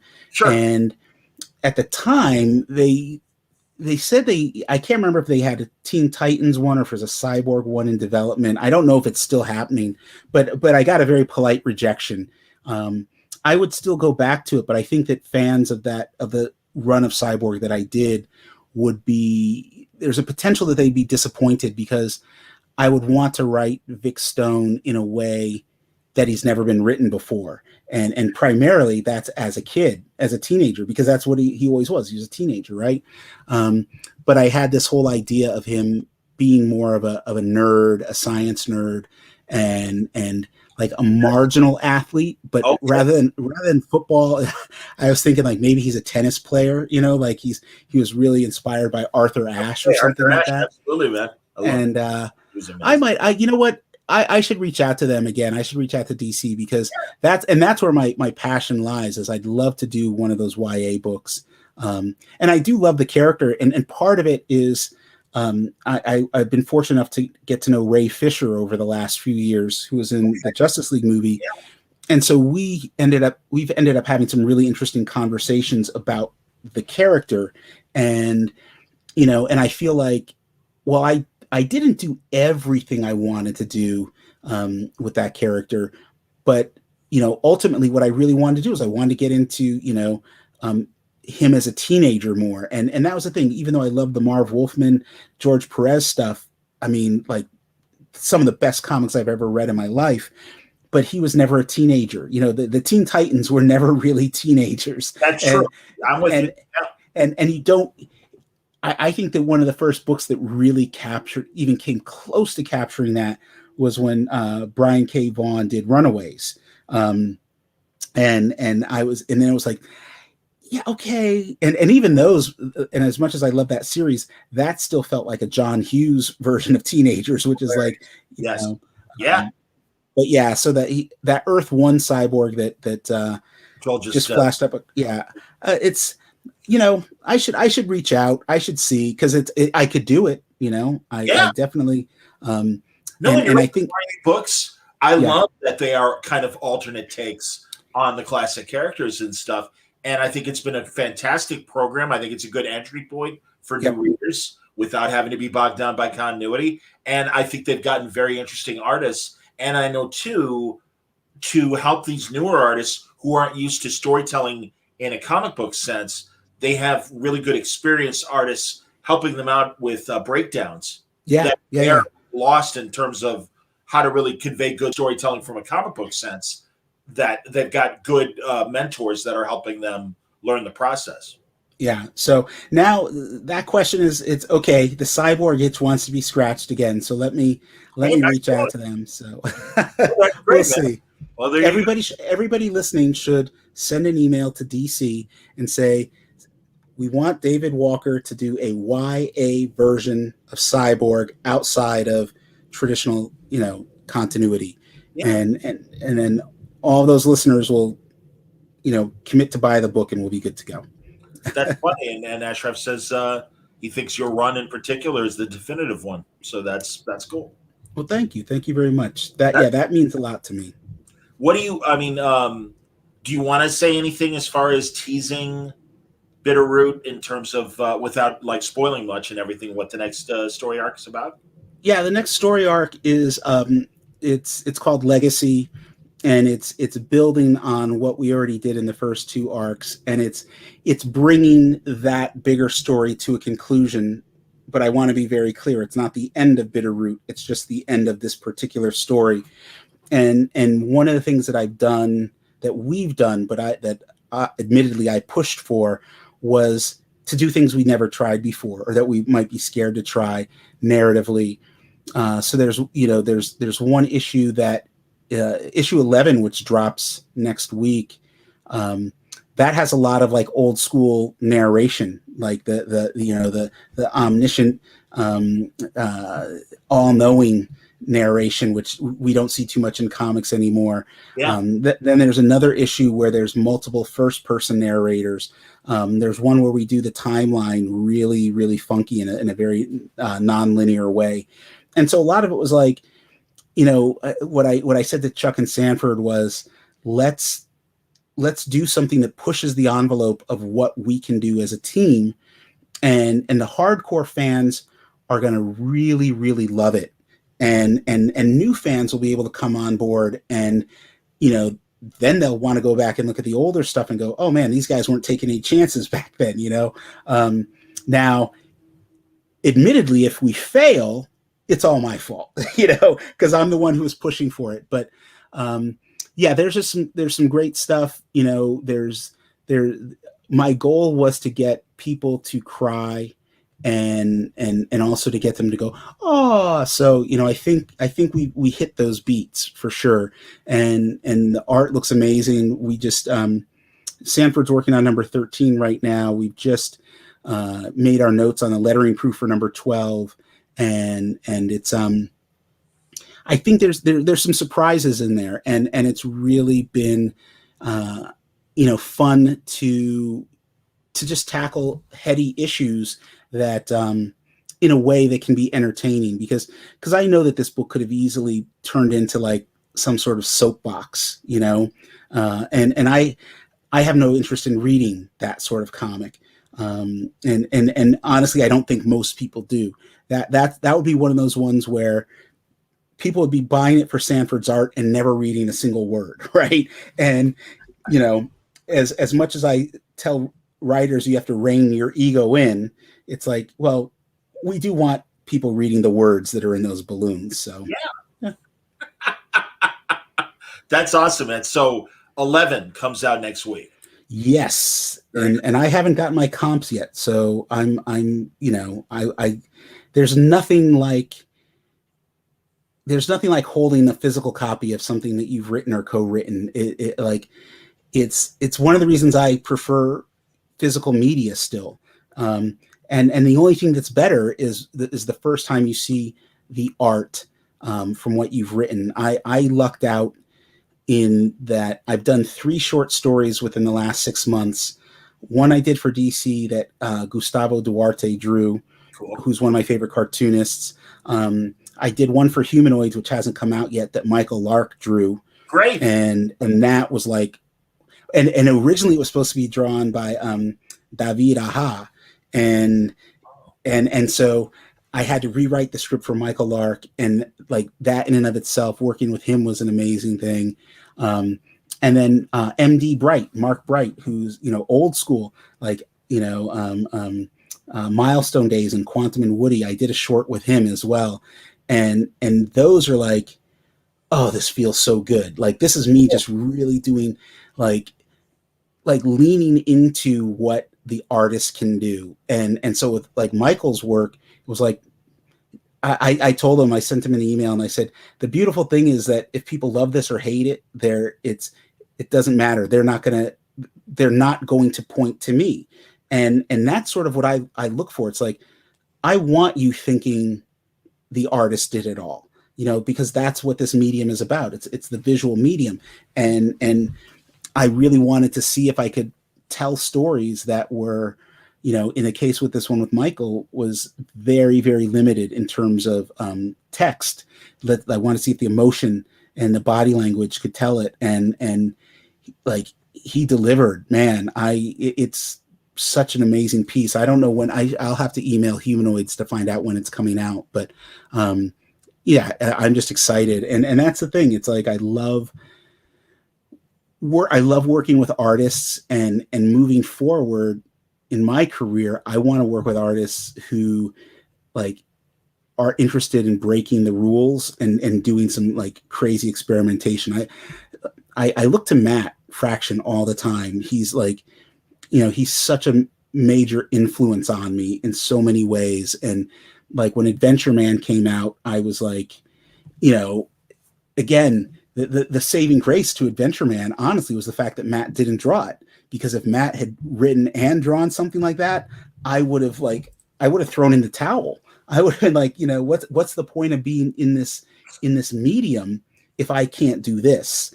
And I do. I love Adventure Man so much, and I about it. Yeah, it's very rare that I actually will reach out to one of my friends and just go like, "You blew me away," and I did with Matt. It absolutely blew me away. So awesome.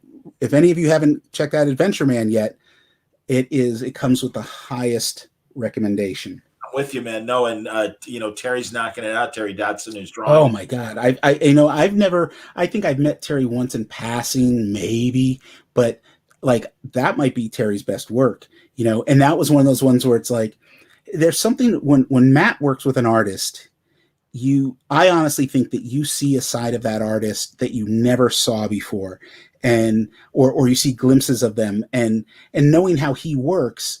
That was why I signed up to do this story that David was supposed to draw, because the work that he and Matt did with Hawkeye, and so I wrote that script. Matt sent me a bunch of the Hawkeye scripts. I wrote it specifically for David. Then he had to back out, and then they got Michael Lark, and I was like, and then Michael emailed me and said, "Okay, I like the story, but like you got to make the script for me." So then I called Greg, and it was like, and it was just like, but it was perfect. It's interesting because if you pay attention as a writer, you're going to learn something different from every artist that you work with. And Michael, it was everything from coloring to letter placement that he's so meticulous about, that normally I'm meticulous about, but I let it go. Because I feel like, well, once it becomes the visual, it's up to everybody. The lettering is something that I'll weigh in quite heavily on, but even then it's like, if the artist cares about where the placement is, then the artist should be the one determining where the placement is. So, but yeah, no, it's now I'm just thinking about this cyborg thing. I'm going to have to email some folks today. So that's awesome. And, Ashraf's like the MVP of comments, I think, tonight, because he also points out that your Nighthawk run was amazing. I completely agree. And also, again, you're selling yourself short, David, because really you're the same guy that's writing Naomi and Young Justice. And then, Nighthawk was just amazing. And again, I agree with Ashraf. They're very different, but each very effective. Have you even dipped into what they're doing now with, Marvel's doing Heroes Reborn, and they're going to obviously have the Squadron Supreme in there? No, Marvel, when Brian left shortly after Axel was let go. There was enough of a changing of the guard, and then with the pandemic there was a bunch of layoffs. So I know a handful of people there, Tom Brevoort and CB Sobolski, but I'm not that well entrenched over there, and so there's nothing that I'm chomping at the bit to write other than my Howard the Duck Blade crossover story that I've been dying to do, but nobody's interested in having me do it. I've got some friends that are writing there, but part of the reason that DC's YA stuff appeals to me is because like the stories that I'm interested in telling are constricted by traditional monthly comics a little bit too much. If Marvel decided to do something equivalent to that YA thing that DC's doing, I mean, truly equivalent and not just repackaging stuff, and they wanted somebody, to do a really interesting take on a family dynamic, and they were going to use the Fantastic Four for it, then I'm the guy to write it, because Fantastic Four and the Hulk are the two properties there that I was dying to get my hands on. And Miles Morales too, but Saladin is doing a great job. So it's not like I'm looking at it going, oh, I could do better. There's nothing at Marvel. I mean, Al Ewing is his work on the Hulk is phenomenal. Yeah. I had put together what I thought was an amazing pitch to bring the Hulk back after he was killed in was it Civil War II or was it Secret Empire? I can't remember. Yeah, that was Secret Wars, but yeah, you're probably yeah. But I thought it was like the best pitch ever, and it was. But what Al's doing is better than what I pitched, So, I have my take on the Hulk. I know the story that I would like to do, but again, and I wish Marvel would do that a little bit more, because I feel like there's more of an audience. I have friends who, their kids will, whatever, whether it's Black Panther or Captain Marvel or whatever, they'll go see the movie, they love it, and then they go to a comic book store and it's like, they don't know where to start. Like if you truly love the Black Panther movie, as much as I love Don McGregor's run, as much as I love Priest's run, as much as I love Reggie Hudlin's run, there's been some great runs on Black Panther. I don't think that there's a single Black Panther comic that's a good entry point for like a 10-year-old kid who's just seen the movie and maybe has never actually read comics, and more importantly doesn't have much interest in that bigger universe right now. And that's the thing that's driven me kind of nuts. I'm the one guy who's not looking forward to the Master of Kung Fu movie. And the reason why is because if you go back and study that book when it was at its best, its absolute best, there were no other Marvel characters in it. It was set in the Marvel universe, but when it like the era from Paul Gulacy to Mike Zeck and Gene Day to Gene Day, that 3-artist run was like, honestly, it's, if you look at it from a visual standpoint, it's the best stuff Marvel ever did. And I don't care what anybody says.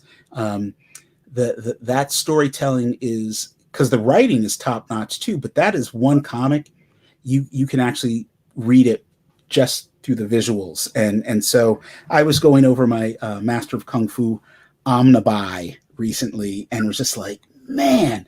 And so that's why I'm like, why are you making this movie? Because like, I think that was what made Shang-Chi such a great character, was at his best, he was operating outside of the Marvel universe, but it was still a fantastic universe. So he was still in it, but I get what you're saying, man. The only time that I've seen Shang-Chi in the Marvel Universe used effectively recently was when Gail Simone was writing her Domino series, and she threw, and he was good as a side character. But you're right, his importance to his own story, if you throw him in the general Marvel Universe, it gets smaller.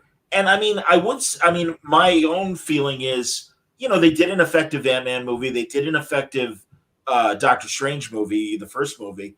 And so I'm hopeful that we'll get a real authentic Shang-Chi first movie. Yeah. Hopefully more of them as they, kind of focus on him from an individual standpoint. But I get what you're saying, because you're right. He's not as important. He doesn't seem as important when he's in a bigger group. I have no idea what they're doing for with the movie, but just like, Doctor Strange ushered in the magic and Thor, the mythology, like, and I know Black Widow is to a certain extent the espionage, right. But that's what I'm guessing they're going to do with Shang-Chi, is like, this is going to be their James Bond sort of entry.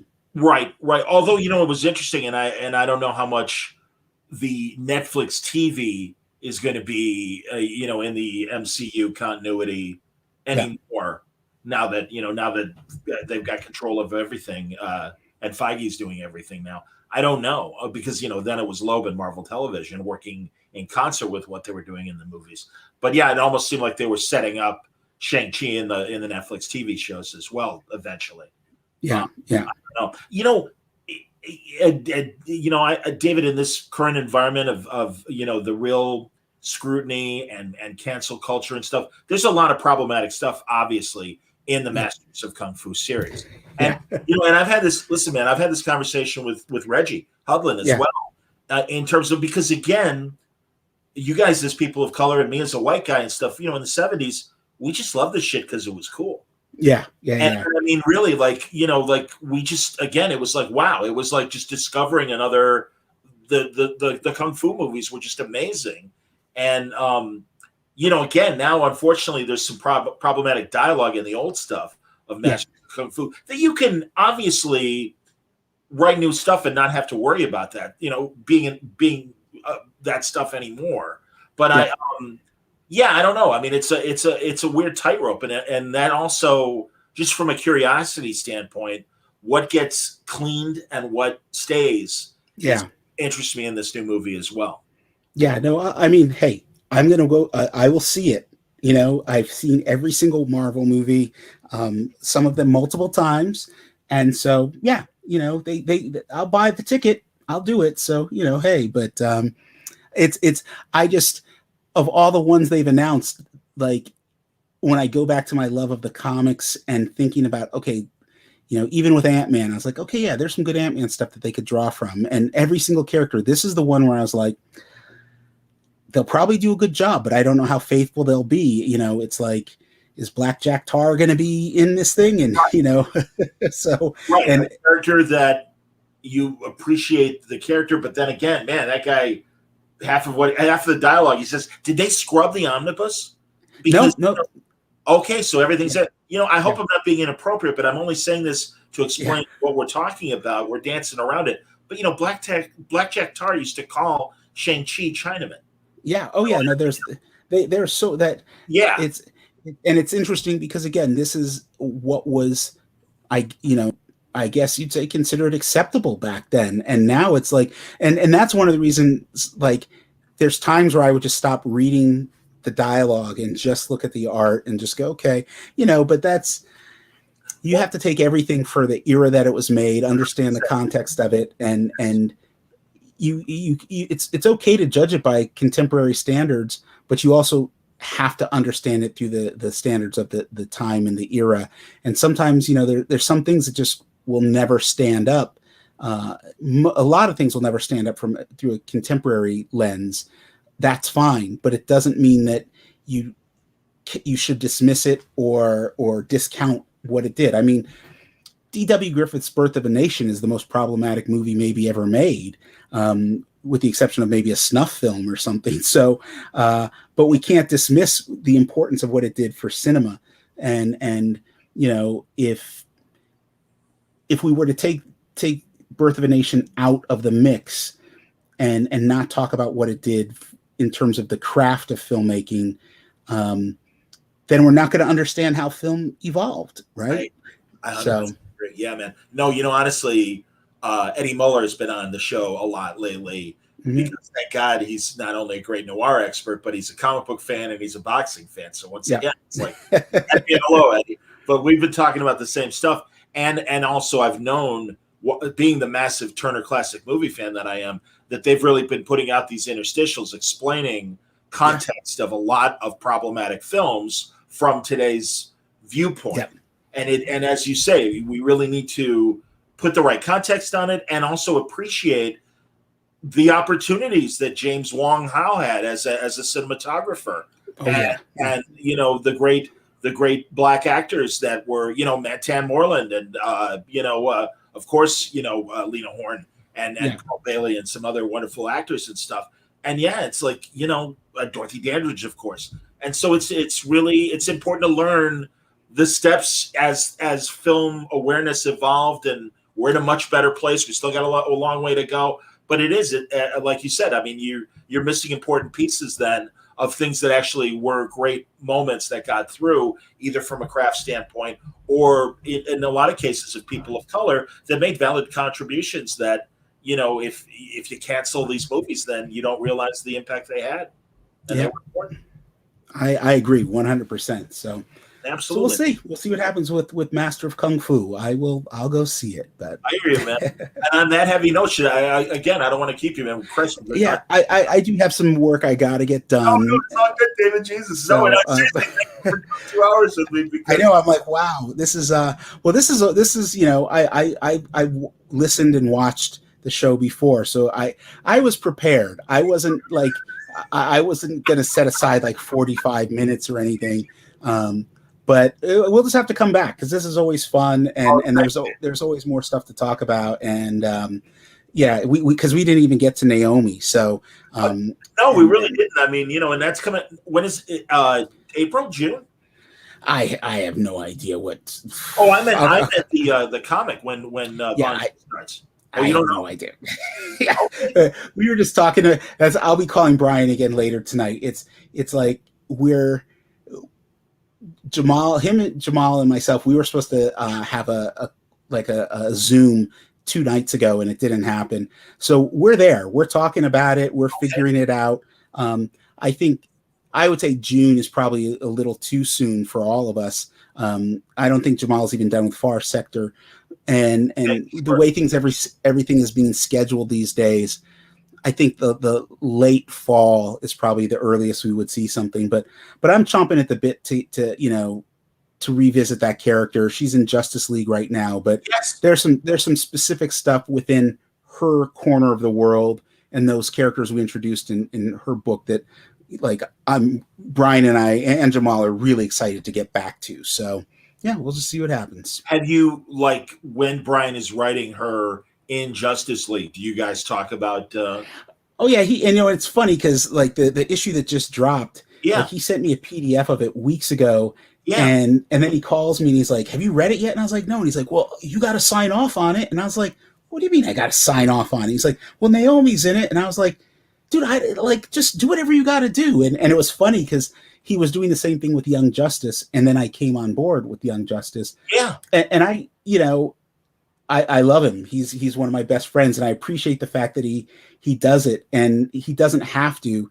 And that's why I appreciate that he does. But I keep telling him, I'm like, as long as you don't kill her off, we're fine. And he's not going to do that. He loves her too much. I love her too much. So it's and I think it's issue 59 that just came out of Justice League. It's a great issue, and man, him and David Marquez are back together. Yeah. And Marquez is a phenomenal artist. Oh yeah. And so I'm just excited. There's it's always cool when your friends are working on titles that you can get into as well. And in some cases, they're titles that, maybe I was never bothering to read, but now I'm checking out because, oh yeah, my friends, that's what it was like. I don't think I would have picked up the Wonder Twins if Mark Russell wasn't writing it, because I certainly, like, Snagglepuss was going to be off my, well, no, let me rephrase that, because the Flintstones was off my radar. And then when he did the Flintstones, I was like, oh, nope, okay. Anything this guy does, I'm going to check out. And so yeah. With you. I am so with you. And I blew it off initially, Flintstones, because the art was off model. Yeah, yeah. It doesn't look like Hanna-Barbera. I actually read it, and I'm like, pfft. Yeah. I immediately became a Mark Russell fan, and like you said, Snagglepuss even more so. And everything he's done over at Ahoy. And I love his Future State story that he did on Superman. No, I'm so happy for Mark. And he's you Portland guys, I don't know what's in the water up there, but something's going on. Something is going on. So yeah, no, absolutely cool. Well, come back, because again, yes. I want to let you go. But yes, most definitely. So, like, seriously, like, I'd be happy to talk to you. Like, I'm not going to bug you next month because we just talked. But if we could do something in May or June or whatever, there's still plenty to talk about, David. It'd be great to have you back. Yeah, I think there might even be a couple things that I can announce by then. So, yeah, it'll be cool. Outstanding. Well, I'll keep my eyes peeled. Continued success, David. Truly. Yep. Again, clearly we're on the same wavelength. So it's great to talk to you at this length. And truly, I've been a fan from the first thing of yours I read, which was Shaft and everything. And it's like, oh, this is amazing. Nighthawk, Power Man and Iron Fist, Naomi, obviously, and Young Justice, and whatever else is coming up for David Walker. It gets the word balloon seal of approval, which is right above, as you can see it right there. But thank you, man. It was a pleasure talking to you. Thank you. I'll see you soon. Take care. Absolutely, yes. Live long and prosper. Live long and prosper. Yep. There you go. God, we'll talk Star Trek next time too. Yeah. All right. Dave Walker, take care. Thanks a lot for watching. More Great Word Balloon coming up this week. To the Outer Limits. Me and Gabe Hardman talking about that tomorrow night. Also a boxing episode. The guys from Ringside Seat will be along. We'll be talking about our sad loss of the great Marvin Hagler, but some other great fights that have happened in the recent weeks, and more stuff to talk about with them. Issue 13 of Ringside Seat, one of my favorite boxing magazines. Something you ought to pay attention to. But thanks for watching. Stay safe. Stay happy.